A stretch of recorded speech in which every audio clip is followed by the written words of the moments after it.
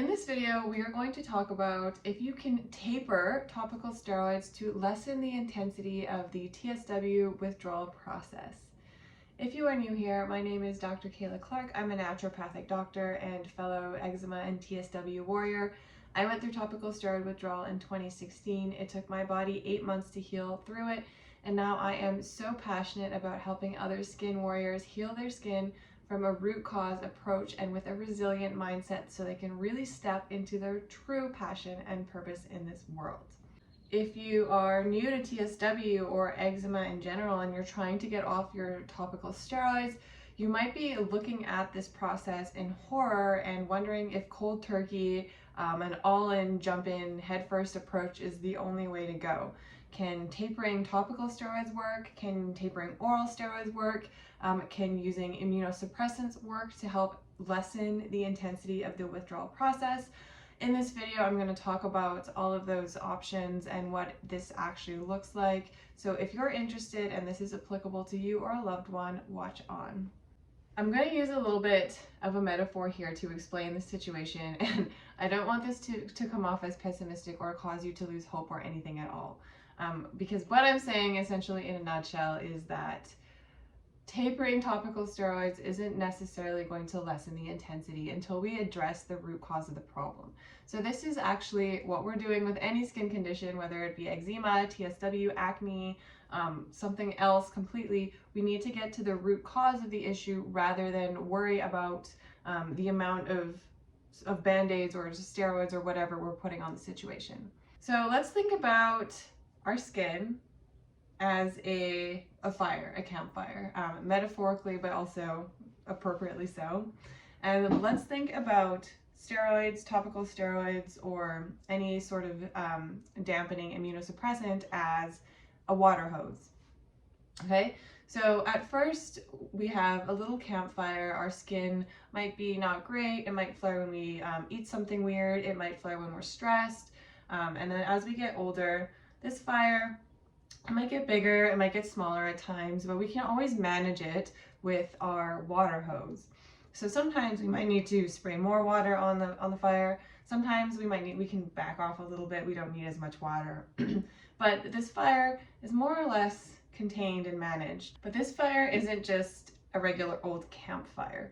This fire is actually fueled by the earth. So underneath the fire, there's a channel that is being fed directly from the heat of the earth. So it's not as easy as just dumping a bunch of water on the fire to put it out. We actually would need to cut off this connection. But we don't know that. We can't see where this is coming from, these underlying embers. And so on top, what we're doing is we're just managing by spraying the water. So just to recap the metaphor, hopefully we're all following. Us, our skin, our eczema, our topical steroid withdrawal, whatever you want to call it, in this story is the fire, the campfire, which is being fueled by this unseen connection straight from source, straight from the earth. So we don't know where this fire is actually coming from. It's just consistently being fueled there. We're trying to control it with our metaphorical water hose, which in reality is anything that we're using to try and dampen this response, whether that be topical steroids, oral steroids, immunosuppressants, anything that is keeping this fire under control. So in this metaphor, imagine that we just start throwing some stuff on the fire. You know, maybe we're stressed and that equals like a handful of kindling. Maybe the wind picks up around. Maybe the earth has like a little earthquake and there's more heat that's being released. So in our lives every day, this is kind of like it is, you know, we keep getting hit with these things that might fuel our fire. Maybe we're continually eating something that we're sensitive to. Maybe we're really stressed. Maybe we go through a trauma and our nervous system can't handle it. And all of a sudden, this fire that was kind of, you know, in a ring being managed by this hose starts to get bigger and bigger and bigger and bigger. Okay, so maybe we actually like let more water out of the hose. Maybe we call in like some extra help, some flame retardant for a little bit to actually help manage this fire. And it might work for a little bit, but if the wind is still picking up, if it's still super dry, if your environment, if you're still super stressed, you know, I'm kind of blending these metaphors, but like if your environment around you is causing fuel to this fire, you can spray, eventually you're going to reach a point where you're going to spray all the water you can, but the fire is going to grow and grow and grow and grow. And eventually the water's just not going to do anything. Flame retardant is not going to do anything. I'm from the Pacific Northwest, from Vancouver, and so unfortunately part of my summer reality was watching the forest burn down. And if you have ever witnessed a forest fire, it's very humbling to just see the sheer power and force that this fire has to engulf absolutely everything. And you see planes dumping these huge gallons and buckets of water, which if you were standing underneath it, you would be very wet, but it's literally doing nothing to these fires. And so that's kind of where we're at when we come to a point of full-blown topical steroid withdrawal.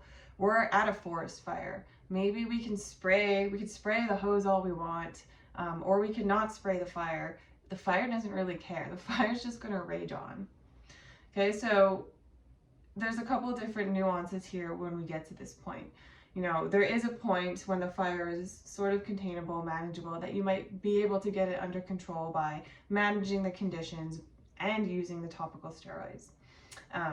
However, if we don't actually, again, manage the conditions and cut off the source, the root cause of this issue, this fire is never going to go out, and we're always going to be susceptible to things that can create a bigger and bigger forest fire. So what does that actually mean when it comes to topical steroid withdrawal and eczema and topical steroids? Can you taper steroids at all, or am I saying basically it doesn't matter? What I'm saying is what I say with everything is it completely depends on the person and the situation. You know, I've seen clients who are going through TSW that have, like, the steroids, like for me, example, they just stopped working. And my skin was just getting worse and worse and worse. The steroids weren't even touching it. I was slathering myself in it. I was getting higher and higher in potency. And some of you maybe relate to this as well, and it just doesn't happen. Some of you, you know, it may be working and you may just start to be noticing that it's not working as effectively. You might need to put it on more, you might need to put on more frequently. And some of you might be in a situation where the steroids are actually working fine and you just want to get to a place where you don't have to use them. So in each of these cases, my answer is going to be different. If you're a person that, you know, is in full-blown TSW and maybe, or even somewhere on that spectrum, and using steroids potentially futilely,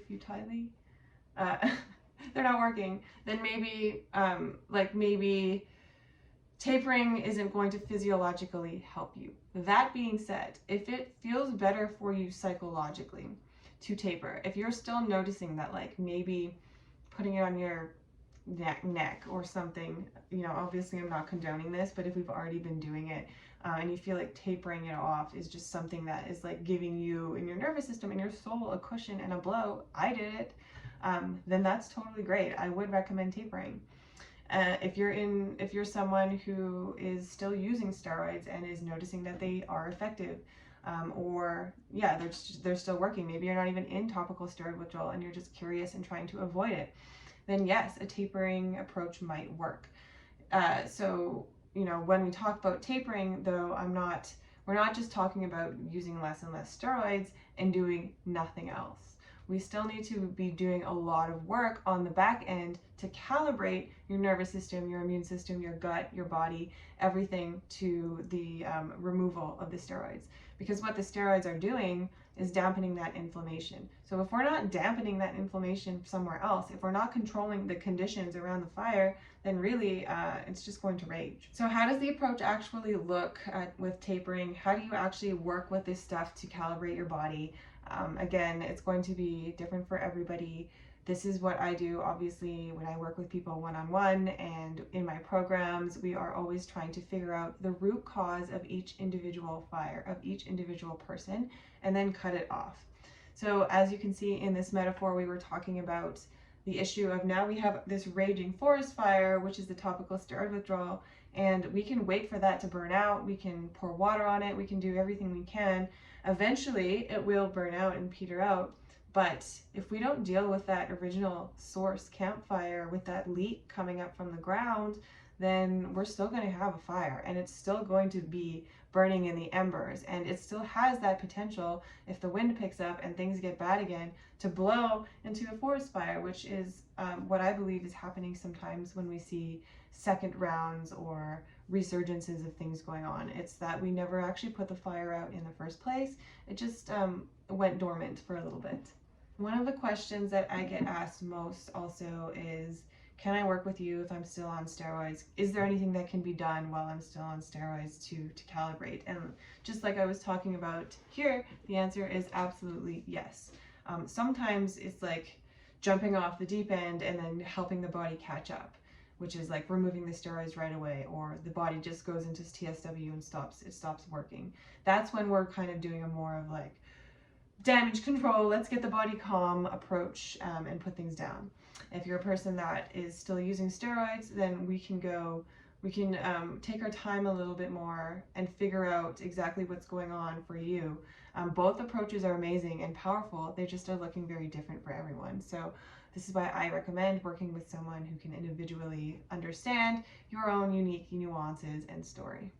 So let's talk about immunosuppressants and topical steroid withdrawal. Can they help lessen the response or the process? Are they necessary? Do they make things worse?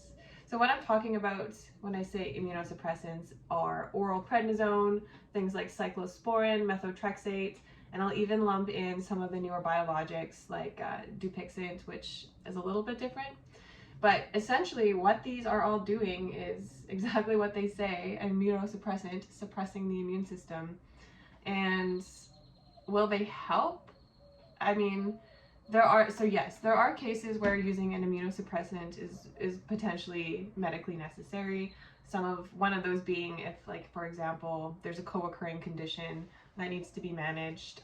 If the person's is infected and like their skin is just like needs to close up and heal. And another one, honestly, is if your mental health is just at a point where you absolutely need to make a call to make a break, I applaud you to make that decision and say you need that. For example, I have had clients that have just been like, you know what, I need to go on Dupixent. It's unsustainable. My mental health is, you know, it's not in a place where it should be. And I applaud them for making that call. Is it the long-term answer? No, I don't think so. In my opinion, anything that is suppressing the immune system in a case like TSW isn't going to solve the root cause of the problem, which is what we need to figure out. So while these medications can be helpful in giving you a break and in suppressing your immune system and maybe lessening the process of TSW, at least for a little bit, they are not without their own side effects. So immunosuppressants, if you're suppressing the immune system, you're going to be more susceptible to infections, things like colds and flus, and potentially other more insidious things that are worse. Not saying that that is going to happen, but that is a risk and a side effect of being on immunosuppressants. They are also leaching nutrients. They're affecting your immune system in ways that we don't even understand. You know, we as humans like to think we know what's going on all the time, but we don't. And so we don't essentially know long term what these are doing. Are they an option? Yes. Are they a powerful medicine? Yes. Do they have their place? Perhaps, but we still really need to focus on the root cause. I might be sounding like a broken record here a little bit, and I'm totally okay with that, because at the end of the day, what we need to understand is that everyone is different. We're all going to require a unique approach, and we need to find the root cause of the issue. Tapering topical steroids is probably not going to be helpful because you still need to figure out what's going on beneath the surface. And if you're in a state of TSW where your skin is just so inflamed and they're not working anyways, it's likely not even an issue you need to worry about. Hopefully you learned a thing or two. I absolutely want you to know that you can heal through topical steroid withdrawal or eczema. I did, and countless clients have as well. I think the body is innately powerful and is always moving towards healing. If you're interested in learning more about my approach and how you can work with me, you can follow me or check out steroidfreeskin.com. Give me a follow, and I will see you around.